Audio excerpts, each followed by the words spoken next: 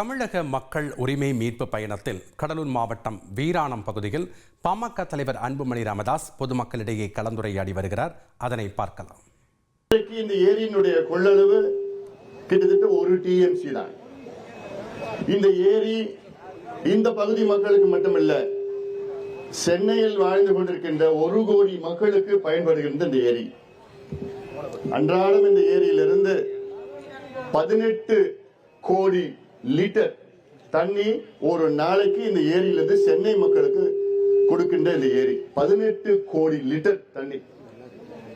சென்னைக்கு ஒரு நாள் தேவை கிட்டத்தட்ட 120 கோடி லிட்டர் தண்ணி. அதுல 18 கோடி லிட்டர் தண்ணி இந்த ஏரியிலிருந்து மட்டும்தான் போகுது சென்னை மக்களுக்கு.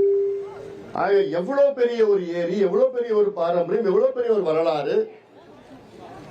அப்படிப்பட்ட வரலாறு மிக்க இந்த ஏரியை நாம் பராமரித்திருக்க வேண்டும். இதை தூர்ந்து போன இந்த ஏரியை தூர்வாரி இருக்க வேண்டும். கரைகளை இன்னும் பலப்படுத்தி இருக்க வேண்டும். 28 மதகுகள், அதாவது கிழக்கு கரையில 28 மதகுகள். இந்த கிழக்கு கரை மட்டும் கிட்டத்தட்ட 16 கிலோமீட்டர். மீறி சுத்தி இருக்கிற மற்ற கரைகள்லாம் கிட்டத்தட்ட 6 மதகுகள் இருக்கு. வடவனாறுல இருந்து தண்ணி வருது. அதாவது காவிரி ஆத்துல 2 பெரிய நீர்த்தேக்கம். ஒன்று மேட்டூர் அணை, அது மிகப்பெரிய நீர்த்தேக்கம். 93 TMC கொள்ளளவு கொண்ட மேட்டூர் அணை, அது பெரிய நீர்த்தேக்கம்.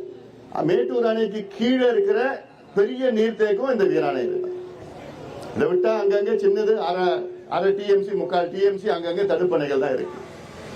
அப்படி இவ்வளவு பெரிய ஒரு ஏரிய, இது நம்முடைய வரம். சோழர்கள் நமக்கு விட்டு சென்ற வரம். இந்த வரத்தை நம்ம பாதுகாக்கணும், பராமரிக்கணும்.